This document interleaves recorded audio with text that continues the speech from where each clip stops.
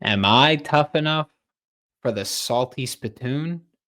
I'll tell you what, I got 11 games left. 8 of them are against top 25 teams.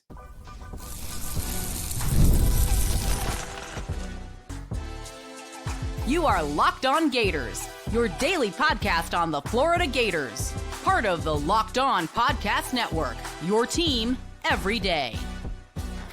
Hello and welcome back to another episode of Locked On Gators, part of the Locked On Podcast Network, your team every day. Thanks for making Locked On Gators your first listen of the day. Every day we are available daily and free reviews of the podcast and on YouTube. Happy Wednesday. I'm Brandon Olsen. Find me on Twitter at WNS_Brandon. Find all my written work for New York Giants on SI and Swamp Signal. Substack.com. Today's episode of Locked On Gators is brought to you by Monarch Money. Take control of your finances with Monarch Money. Use code Locked On College at monarchmoney.com for 50% off your first year. And I mentioned Swamp Signal. By the way, you go to swampsignal.substack.com. And today we got a breakdown of Bryce Lovett's game versus Long Island, which was something. I think context really matters when you talk about the offensive line. So I do think it's important there. But the top 25 came out. The AP top 25 came out is what we're talking about today. And it came out yesterday. I'll tell you what, definitely not favorable for Florida. We'll go through 1 through 25. Ohio State first, Penn State, LSU, Georgia, Miami, Oregon, Texas, which, by the way, that means that the first, 7 are all SEC and Big Ten, and then Miami's number 5. Clemson at number 8, Notre Dame at number 9, South Carolina at 10, Illinois at 11, Arizona State at 12, Florida at 13. Florida State, who is completely unranked, is now ranked 14th after handling Alabama. Michigan, number 15, Iowa State, 16, SMU, 17, Oklahoma, 18, Texas A&M, 19, Ole Miss at 20, Alabama at 21, Tennessee at 22, Indiana at 23, Texas Tech at 24, and Utah at 25. Other schools receiving votes, and this is also important for Florida. I'm not going to go through every single school. I will say SEC-wise, Auburn is in there, Missouri is in there. And that is it for the SEC. UNLV is in there with Dan Mullen, who back-to-back weeks scored 38 points to open the season. Despite, that first week being a really rough one. But also, I think a lot of people thought that South Florida, USF, whatever you prefer to call them, I think a lot of people thought that they would be in the top 25. Not just for beating Boise State, right? Like they dismantled Boise State last week. And so I think and which, by the way, Boise State was number 25. And so I think that a lot of people watched that game and went, oh, USF's legit. To me, the bigger takeaway, not saying USF is not legit, but to me, the bigger takeaway there was that Boise State wasn't who a lot of people thought they were. I wasn't bought in on Boise State to begin with. I thought people overrated their defense because of Ashton Jeanty. Like the stats looked good, but they also were benefited from a great run game that kept them fresh, got them on the field, and their goal was like, hey, let's get off the field as quick as possible, and then we'll take another 10-minute break, and then we get to go back onto the field. So I do think they were kind of helped out by that. But I mean, look, for Florida's rivals, it's just stacked, right? And this, we'll talk about each of them individually later on. But this is yet another testament to this schedule. Like, again, I thought that going into the season, I was like, look, I think this schedule might be a little bit easier than last year. On Monday's Swamp Signal article, I wrote about the schedule actually seeming tougher just based off of who won what games, right? USF walked away with a ranked victory in week 1. LSU walked away with a top 10 victory in week 1. Miami walked away with a top 10 victory in week 1. Florida State walked away with a top 10 victory in week 1. it's tough, right? Like there's a lot of teams out there. Tennessee beat a Syracuse team that we don't know if they're going to be good, but I think that a lot of people thought they'd be good.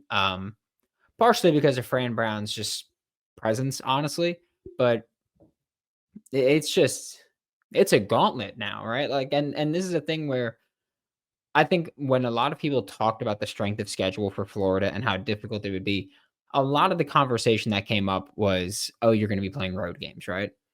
In week 3, you've got LSU on the road. Week 4, you've got Miami on the road. Like you talk about the away games, I forget the week exactly, but Texas A&M on the road, Ole Miss on the road. So a lot of these games are on the road, and it's gonna be tough, right? I don't think anybody's gonna doubt that, but the way that this schedule is shaping up looks even more difficult than we initially anticipated. Um, and we still anticipated it to be pretty good. Florida being 13th, sure. I don't like. I don't think that I understand Florida bumping up because Alabama fell down quite a bit. But for me, it's just tough to look at the Long Island game and say anything about Florida's ranking positive or negative, right? Like Florida looked sloppy and still won 55-0. What do you say? Oh, well, they looked sloppy against Long Island. Let's hurt them, or they looked sloppy and still won 55-0. Let's bump them. Like I don't think you could do anything with that. So I think it was kind of just, hey, these teams fell down. Florida's going to climb up over them. That's how we're doing it. And I think that's a fine way to do it. I don't care. But one thing, of course, is that Florida State jumped from completely out of the top 25. I don't even know if they were receiving votes in week 1, actually. Like it's possible that they went from not even receiving votes to going 14th in the country. And yeah, I forgot about Dan Mullen is in the others receiving votes. I mean, that's just the fact that you can look at this schedule, look at I mentioned it earlier. Florida has 11 games remaining at this point. 8 of them, 72.7% of them come against teams that are currently ranked in the top 25 in week 2. And look, some of these teams will fall out. It's not likely that any Florida opponents climb into the top 25, right? The unranked teams are what? Kentucky, who sucks. Mississippi State sucks. And you play South Florida this week. So they're not going to climb into the top 25 before they play you. So you have a legitimate possibility of facing 8 top 25 teams this year. And again, that's right now, that's what you have set up on the schedule. And then, of course, you look at the top 5. You don't play number 1 Ohio State. You don't play number 2 Penn State. You do indeed play number 3 LSU, number 4 Georgia, and number 5 Miami. You play 60% of the current top 5 this season, and you've got 2 of them back-to-back starting next week. It is a gauntlet. We're going to talk about some of those teams. Actually, we're going to talk about all 8 of the teams that are on the schedule that are in the top 25 when we get back with Locked On Gators. Mazda crafts cars for those who choose to do more than simply move. They follow what moves them every time they drive, and that's what makes Mazda stand out. They go beyond safety, beyond style, and beyond performance to deliver a driving experience that feels alive in every single detail. Mazda offers more than safety, right? It's won more 2025 IIHS top safety pick plus awards than anyone else as of August 2025. It's the small details that make the big plays, right? It's the receiver blocking on a run that 30 yards downfield springs open because of that. Just like that, there's more to every player and there's more to every Mazda vehicle. Mazda, move and be moved. Thanks for making Locked On Gators your first listen of the day every day. We are available daily and free, whether it's in the podcast and on YouTube. And like I said, we're going to talk about the Florida Gators opponents that are in this top 25. We're not going to talk too much about South Florida again in the others receiving votes section, but we will talk about them tomorrow and Friday. Um, Tomorrow we will do our usual Thursday preview of the game. Friday we will do our usual keys to victory. We didn't do those last week again because it was Long Island, and rightfully so. I feel justified not doing that, right? I said, "Oh yeah, I'm going to look past them a little bit," and you still won 55-0 in a sloppy game. So yeah, I'm cool with it. But Florida's top. I mean, this schedule is just ridiculous again now. Like, again, I don't think that the schedule has necessarily gotten more difficult, of course. I just think on paper it looks a lot more difficult, right? I'm still not sold on LSU. They played a great second half against Clemson, but Clemson also looked just bad. Cade Klubnik looked awful against LSU, and I'm not taking that away from LSU, but there were some plays where he's just rolling right into the pressure and then getting rid of the ball as he's getting hit, and it goes awry. Like, yeah, no duh. Like, yeah, you're gonna look bad there. Um, I'm not gonna bank on every team, getting worse. There's gonna be some teams that get better than their ranking right now, right? Maybe Florida State ends up being a top 10 team. Maybe Tennessee ends up being a top 10 team. I will say I don't think that the schedule has necessarily gotten more difficult. I think Florida State, at least early on, looks better than basically everybody anticipated. Which we'll talk about them a bit later. But also, like, it was always gonna be a tough schedule. I'm not gonna overreact to week 1. Like, Clemson, I viewed as almost definitely a college football playoff team. Again, not on Florida's schedule, but I view them as an almost definite college football playoff team. But that was because I saw them winning the ACC, not because I think they're, a top 5 team.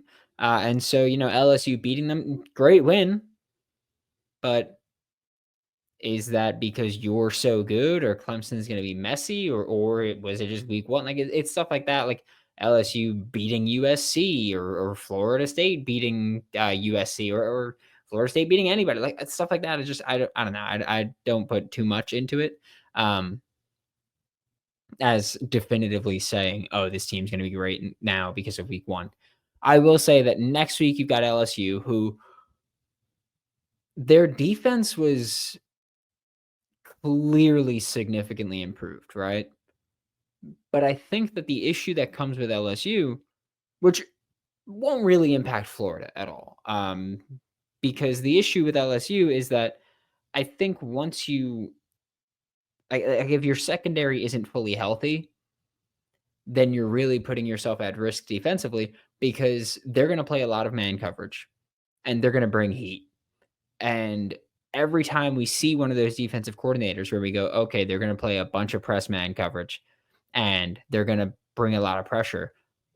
Once an injury happens at corner, for example, now you've got worse guys playing press man coverage still against starters and still against better players. And so I think that we'll see what happens there. But again, Florida plays them in week 3. So any team where we go, okay, well, we'll see how they look when depth is needed, which again is not like not wishing injuries. I'm not saying that. Injuries are going to happen. It's football. The thing is, you got to be prepared for them. LSU, I don't know if they're going to be prepared for them secondary wise because they play a defense that puts a lot of stress on those members of the secondary. And so if you can't hold up long term because of injuries, then you're not going to be able to hold up successfully long term. So I think there's that. Miami played one. I was going to say great game, but I only don't want to call it a great game because it was ugly as hell. I think that Notre Dame's offensive coordinator, or I think that Notre Dame's offensive game plan was awful. I think they did some things to make some plays, get the ball in hands of playmakers. They got CJ Carr moving and effective. But Miami just played better, right? Like Miami just went at the point of attack, and Miami did what Miami wants to do, right? They won in the trenches. They brought hell. Ruben Bain looked really good. Like Ruben Bain looked like he was back. No other way to put it. Ruben Bain looked like he was back. And so you're going to have to face that week 4. Like I mentioned, Bryce Lovett struggled a lot in week 1. How will that match up if Ruben Bain lines up opposite Bryce Lovett? Doesn't sound on paper like it would be awesome, right? So there's that issue that Florida has to deal with. And I'm going in order of when they're on the schedule. I'm not going in order of where they're ranked. So we'll talk about Georgia a bit later. You've got number 7 Texas, who, I mean, just looked so embarrassingly inept on offense. It was crazy that we sat here all offseason hearing, oh, Arch Manning's the greatest thing to ever touch a football field. Despite everybody telling you, no, he's not, media was trying to push that. And I don't think Arch is bad. I don't think he's going to be bad, but he was bad against Ohio State. He was awful against Ohio State. And so I do look at that and I go, all right, well, and it was also very telling that I know there were some people speculating that he might have a shoulder injury. Here's the thing. He either isn't 100% healthy or the coaching staff has no confidence in him. Either way, that offense sucked against Ohio State. And it wasn't just Ohio State putting on a defensive masterclass. Matt Patricia did a great job, right? Better than the other former Patriots mastermind that was calling defensive plays in college this past weekend, right? But Texas just looked awful offensively. Like they looked like they didn't know what to do. They looked like they couldn't figure out anything. And they looked like they didn't believe in Arch. Whether that's because he's banged up or not, that doesn't matter. It really doesn't. I know people try to go, oh, well, it's this, it's that. I don't care. They looked like they didn't believe in him. And if you don't believe in him, you're gonna fail as a team. It's as simple as that. Nothing else matters at that point. You have number 19, Texas A&M, who Texas A&M is an interesting team, right? Because last year they were not necessarily like a tale of two teams, right? I don't think that was true. But last year they went through a lot with emotions. They got into some brutal game. They opened the year with a brutal game against Notre Dame last year. This past weekend, they opened against UTSA, and it was interesting because for a while they looked like they struggled offensively and defensively. Like they looked like they were just having a tough time with UTSA, and then they separated, and it looked a lot more dominant than it really was. UTSA also just they were madmen out there. Like they were blitzing like crazy against Marcel Reed, and Marcel Reed made plays there. I do think that for Texas A&M, I think they've still got quite a bit to figure out just as an entire team. I think that there's quite a bit to figure out there. I do think it's telling that you weren't able to really destroy UTSA. Cassius Howell looked really good, who you can go back to, what was it, December 2023, I think it was, when we were talking about Cassius Howell potentially with the Florida Gators in the transfer portal.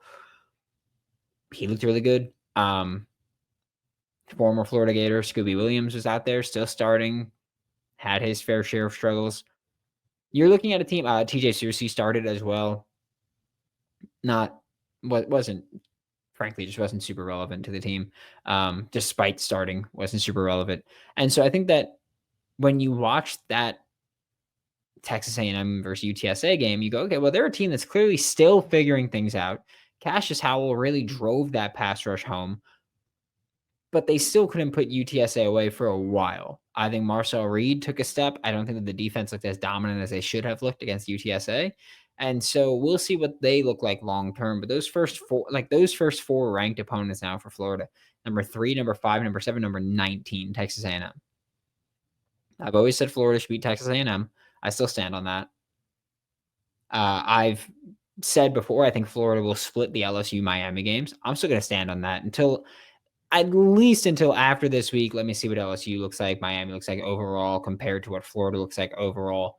And we'll see what you have there. But 7 Texas, I don't know, man. I really don't know. If that offense is going to look as scared as they looked against Ohio State, I'm not going to put any stock in them winning a damn thing with Arch there this year. I'm not going to waste my time doing that. We'll talk about the other 4 ranked opponents on the schedule for Florida when we get back with Locked On Gators.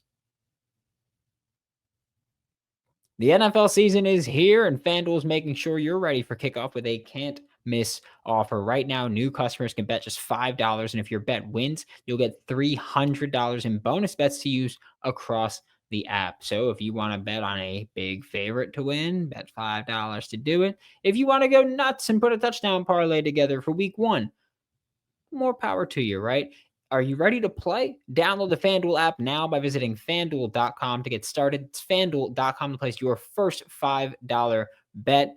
And I don't know how much you like money, but I love money. Most people can't name all their financial accounts or even what they're worth, whether it's 401k properties, investments. And when you don't have the full picture, you can end up leaving money on the table. That's why there's Monarch Money, right? It's an all-in-one personal finance tool that brings your entire financial life together in one clean, easy-to-use interface on your laptop or on your phone. Monarch is built for people with busy lives. So if you've put off organizing your finances, who hasn't done that before? Monarch is for you. Monarch does the heavy lifting for you. You can link all of your accounts together in minutes, see clear data visuals, get smart categorization of your spending, and finally feel in control of your money without ever touching a spreadsheet. Don't let the financial opportunity slip through the cracks. Use code LOCKEDONCollege at monarchmoney.com in your browser for half off your first year. That's 50% off your first year at monarchmoney.com with code LOCKEDONCollege. Thanks again for making Locked On Gators your first listen of the day. Every day we are available daily and free, reviews in the podcast and on YouTube. And to wrap up today's show, we are indeed talking about the final 4 games on the Florida Gators schedule, or final 4 ranked opponents on the Florida Gators schedule. Number 4, Georgia. Look, I mean, you faced Marshall, you beat the crap out of them. Like that's what you're supposed to do. There's nothing to really, I think, fully take away from that game. I think that you can maybe talk about Gunnar Stockton looking good if you weren't expecting that. I feel like the offense was always going to look at least pretty decent, right? Like, again, when you have Georgia, they're going to be able to put up points on a bunch of people. Like that's kind of what they do. That's kind of what they've been able to do for a while now. I know that they're still known as a great defensive team, but I think it's still going to be them proving that they could put up points on people. So I think Gunnar Stockton looked, again, I want to say pretty good. I know completion percentage isn't awesome. And I say that as a nerd that I don't care that much because context matters, right? He was taking deep shots quite a bit. Looked really good in the intermediate game. Looked good using his legs, moving around. So I'm not going to be the type that goes, oh yeah, his completion percentage wasn't great. They put up points, they dominated. That's all you can really take from it, right? So I think that Georgia, you didn't really learn much in that game. And there wasn't much to learn. It was Marshall. Like, even if they struggled, I think most of us would chalk that up and just go, okay, it's week 1. Like it's week 1, it's Marshall. We're not going to put too much stock into it. Then you have number 20, Ole Miss coming up. And Austin Simmons threw a couple picks, put the ball in harm's way a little bit. He's an aggressive passer. It's not surprising. Both of his picks came on deep shots, which if you're going to throw picks, that's how teams want you to do it, right? They don't want you to throw a pick near the line of scrimmage, get housed for a pick 6. Like if you're going to throw picks, do it downfield. Treat it like a punt. And so Austin Simmons, while he didn't connect on many passes deep downfield, he went 2 for 5, 2 for 6 on deep passes. I think that when you watch him play, it's like, all right, well, he looked like someone that was starting.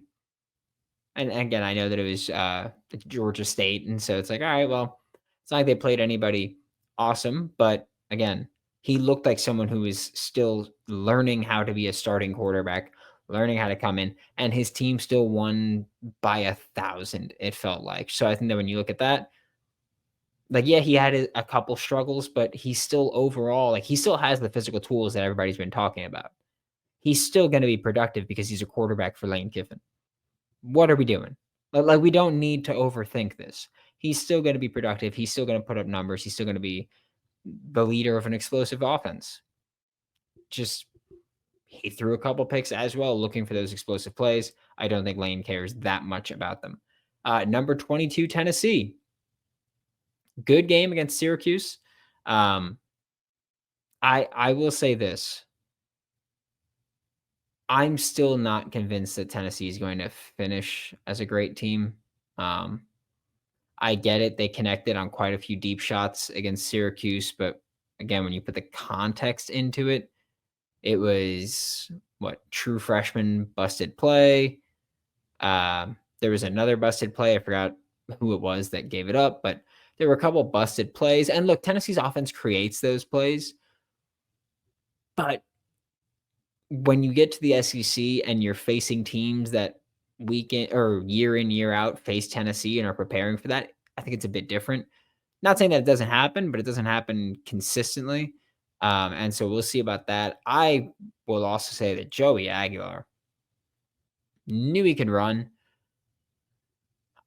I'm still not convinced he can make tight window throws. I think that most of his passes, because that was a game that I was indeed watching because it was part of my hate watch weekend there. So that was a game that I was indeed watching. I feel like he wasn't really, again, throwing or making tight window throws. He had the wide open looks downfield, which, by the way, like, I'm not taking that from you either.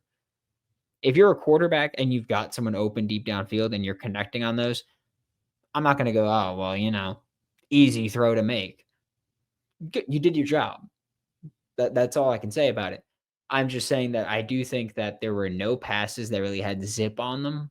And I think that when you get to the SEC, that matters more because it just means more, But I do think that if you, over the course of the season or the course of a few weeks, show that, hey, he's not putting a lot of zip on the ball, teams are going to start playing more aggressive there and go, okay, throw your lofting deep ball that's going to take 7 seconds to get downfield. We'll have people ready for it. And so I think Joey Aguilar, better than Nico Yamaliava, but I still don't know if that's going to really work out as well as they think it is just based off a Syracuse game. And then number 14, Florida State. Gus Malzahn did Gus Malzahn things. It was a great game for them. They just looked way more. And again, I think the Florida State game is one of those examples where I go, I'm not going to overreact to week one because I wasn't very bought in on Alabama because I just didn't think they were going to be very great. I didn't think they were going to be soft the way that they were against Florida State. And so I think that if they are really soft, then that's embarrassing for them. But also, I think Florida State outperformed what I expected. I don't know if they're going to be great because if Alabama ends up sucking this year, great. You beat them by 2 touchdowns, but if they end up sucking, then they end up sucking. I think Florida State looked good. I think Gus Malzahn called a great game. I think that when we spoke about in the Twitter spaces this offseason, what I kept bringing up with Gus Malzahn calling plays was, is Gus Malzahn calling Gus Malzahn's offense or is Gus Malzahn calling Mike Norvell's offense? And that looked like a legitimate mix of them, which is what it should be. I don't think a full-blown Gus offense is going to work. But that mix worked. If Gus can keep it going, then Gus can keep it going. But we'll see. It's also interesting to see him just as a head coach again, just because, there's way less to do, or see him as an OC again, because there's way less to do as an OC compared to being a head coach. And so you get to just focus on running a good offense. And so if he can do that consistently, then they might be cooking with gas there. Thanks for making Locked On Gators your first listen of the day. Every day we are available daily and free wherever the podcast and on YouTube. We will be back tomorrow. Talk Florida Gators, South Florida for Locked On Gators. I'm Brandon Olsen. Don't forget to follow me on Twitter at WNS_Brandon. Find all my written work with New York Giants on SI and swampsignal.substack.com. And I'll see you all next time.